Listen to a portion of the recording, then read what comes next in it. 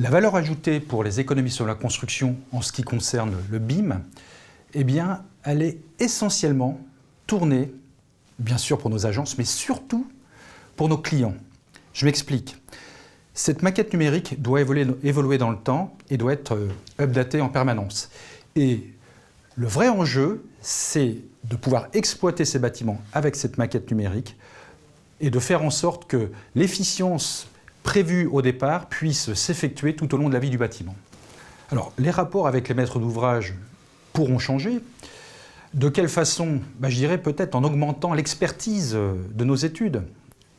Exemple simple, demain, il faudra certainement mesurer le poids carbone pendant les appels d'offres. L'outil numérique nous permettra de mieux appréhender cette donnée et de faire un comparatif des matériaux en fonction des réponses données par les entreprises lors de nos analyses d'offres.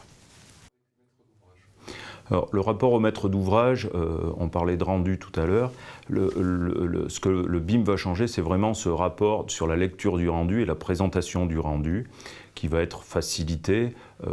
Je parlais d'image 3D, c'est aussi de l'image en ingénierie, pouvoir présenter des détails particuliers, pouvoir présenter des zones de détails très particulières, des incidences sur le coût de la construction et des incidences techniques sur tout l'ouvrage. Donc aujourd'hui, un des premiers rapports, on parle toujours d'argent, mais j'ai pas de souci à parler avec ça. Donc on a vu que finalement, dans le process, le séquençage allait changer. Moi, je suis prêt, au sein du syndicat, à revoir cette notion de rémunération au pourcentage, où finalement, la valeur ajoutée n'est pas mise en valeur. Aujourd'hui, on a un coût qui est donné par le maître d'ouvrage, qui est déraisonnable, ça dépend des...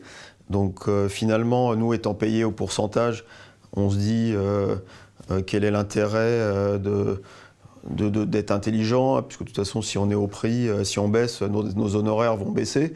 Donc cette logique de pourcentage, elle est un peu idiote. Et je serais pour intégrer des rapports gagnants, mais avec tous les acteurs.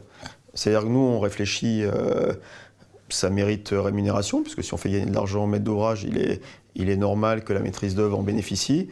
Mais ça peut être tout à fait vrai aussi pour l'entreprise. C'est-à-dire que là, on le voit aujourd'hui, ça s'appelle variante, ça s'appelle optimisation.